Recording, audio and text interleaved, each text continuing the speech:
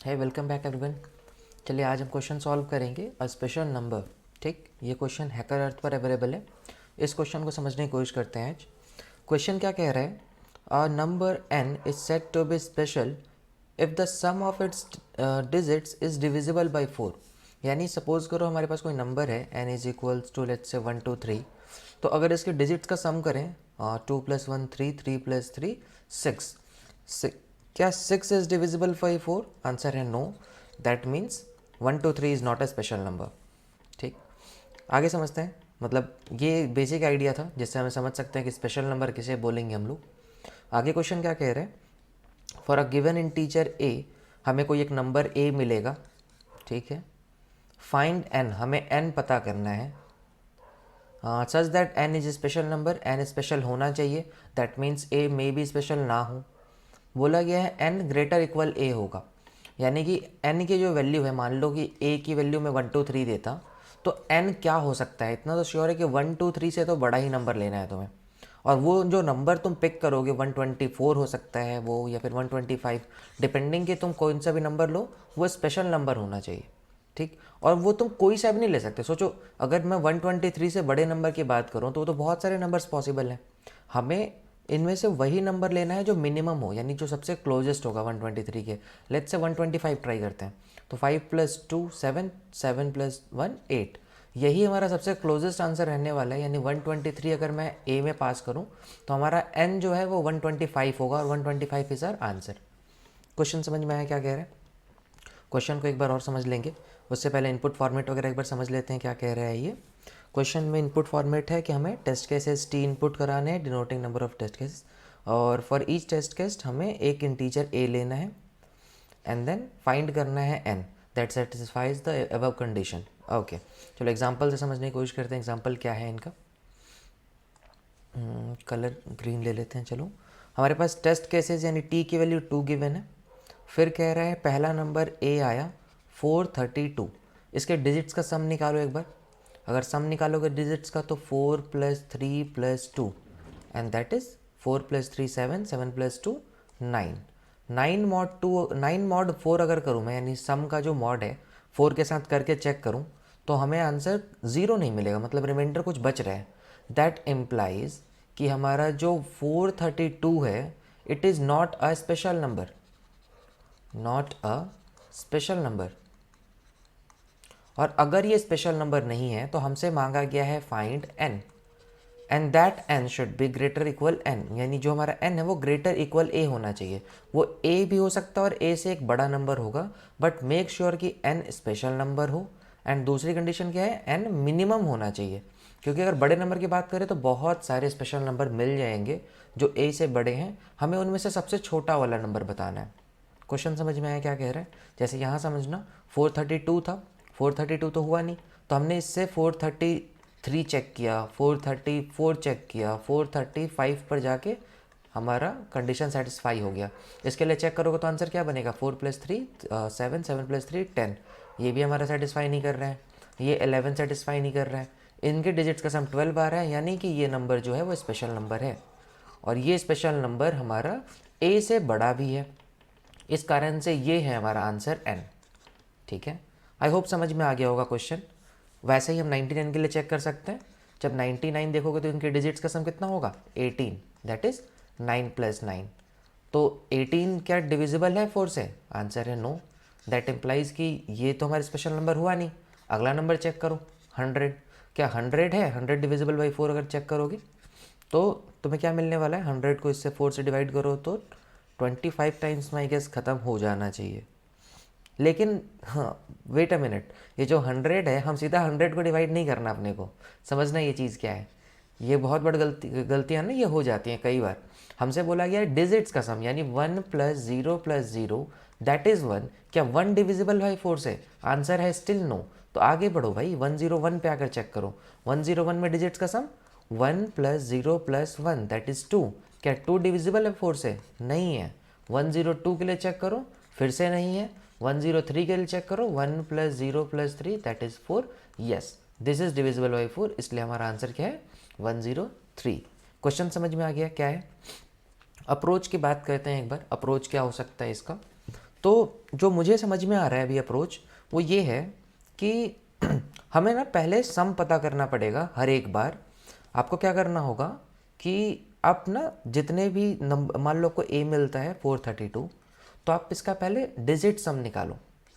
ठीक, मैं क्या कर रहा हूँ, इसका डिजिट सम पता कर रहा हूँ। डिजिट सम मैंने जब सम किया इसका 4+3, 3+2, तो 4+3 7, 7+2 9, 9 निकल गया। मैं चेक करूँगा क्या 9 मॉड 4 यानी जो डिजिट सम है, यहाँ पे 9 नहीं लिख के मैं ऐसा लिखूँ, जो डिजिट सम है मॉड 4, क्या ये हमारा इक्वल 0 आता है। अगर ऐसा है तो हम n को ही मतलब a को रिटर्न करा देते हैं यहाँ से। अब जो भी कंडीशन होगी चेक कर लेंगे हम लोग यहाँ से। a मतलब कि हमारा जो a है ये एक स्पेशल नंबर खुद ही है, तो हमें ज़्यादा सोचने की ज़रूरत नहीं है। ठीक, लेकिन अगर ऐसा नहीं हुआ, मतलब ये इक्वल 0 नहीं हुआ, तो क्या करेंगे, एल्स कंडीशन की ज़रूरत पड़ेगी। एल्स कंडीशन में जाके हम क्या कर सकते हैं, समझो।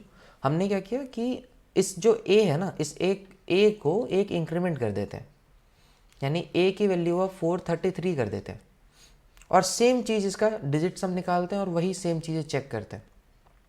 लूप समझने की कोशिश करना, जो मुझे अभी समझ में आ रहा है कि हमारे सामने a इज इक्वल्स टू 432 दिया हुआ है। हमने क्या करना है, इसका पहले डिजिट सम पता करना है, और इस डिजिट सम में मतलब इस डिजिट सम किसका पता करना है, a का पता करना है। मॉड 4 करें, और अगर ये आंसर हमारा नॉट इक्वल्स टू 0 आया तो हमें क्या करना है, a की वैल्यू को इंक्रीमेंट कर देनी है, और वापस से यही चीज़ करते रहना है जब तक हमारा ये 0 ना हो जाए। यानी कहीं ना कहीं ये जब तक वाली लाइन आई है तो मतलब वाइल की ज़रूरत पड़ेगी, यानी कि जब तक ये कंडीशन चलती रहेगी तब तक इंक्रीमेंट करते रहेंगे।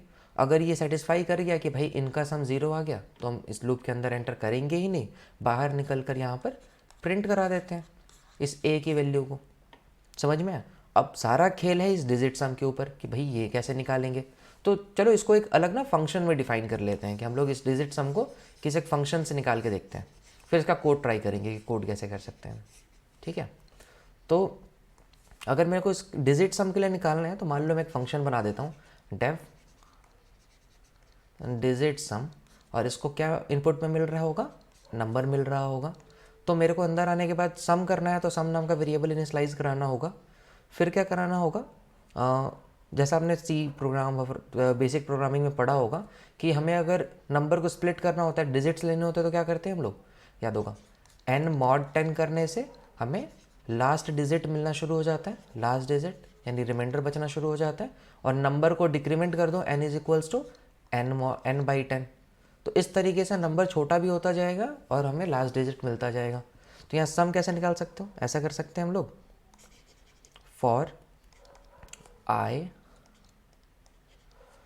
In range.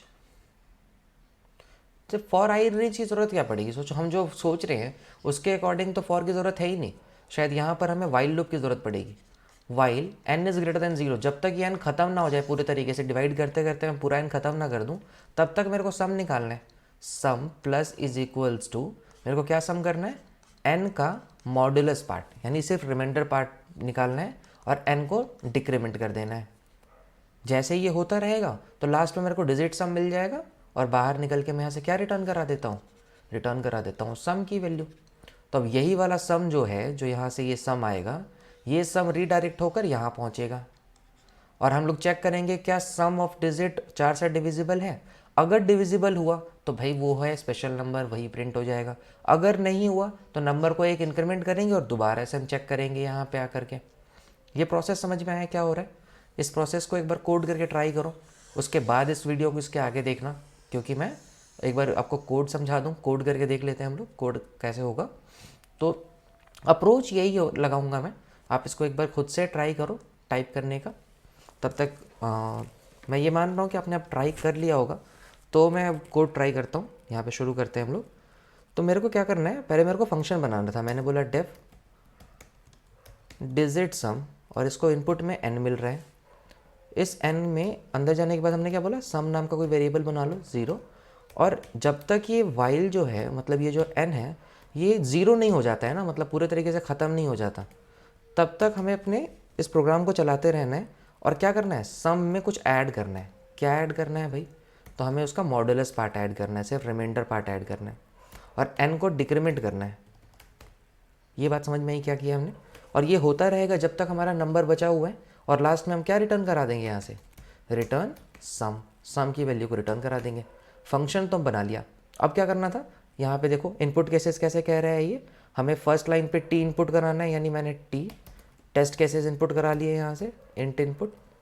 फिर क्या करना है, for each test case for I in range T, मेरे को इस रेंज में जाने के बाद क्या करना है, फॉर एवरी मेरे को ए इनपुट कराना है, a is equals to int input. मेरे को एक नंबर मिल जाएगा इनपुट में। अब क्या करना होगा, अभी एक बात समझा था आपने कि मेरे को ना ये बार बार चेक करना है डिजिट सम, यानी वाइल की ज़रूरत है। जब तक डिजिट सम इक्वल टू 0 ना आ जाए तब तक प्रोग्राम चलाते रहूँ, यानी while digit sum DIGITSUM digit sum of a, जो ए मिला modulus 4 is not equals to 0। जब तक ऐसा नहीं हो जाता है तब तक तुम क्या करोगे यहाँ पर, अगर ऐसा हो गया तो वाइल लूप के अंदर जाओगे ही नहीं, अगर नहीं हुआ तो ए की वैल्यू को एक इंक्रीमेंट कर देना और दोबारा चेक कर लेना। और ये एक बार हो गया कि हाँ भाई डिजिट सम है, जो डिजिट सम है वो 4 से डिविजिबल है, दैट इम्प्लाइज कि तुम्हें स्पेशल नंबर मिल चुका है, तुम बस उस नंबर को प्रिंट करने वाले हो, प्रिंट ए। ठीक, आई थिंक ये कोड सही काम करना चाहिए। चलो ट्राई कर लेते हैं, इस कोड को रन करते हैं। Evaluating sample test cases passed, submit करते हैं। लेट्स सी क्या होता है। ऑल एक्सेप्टेड, देखो रिजल्ट एक्सेप्टेड है। ठीक, आई गेस समझ में आ गया होगा क्वेश्चन। नेक्स्ट वीडियो में, तब तक के लिए keep coding. Thank you so much.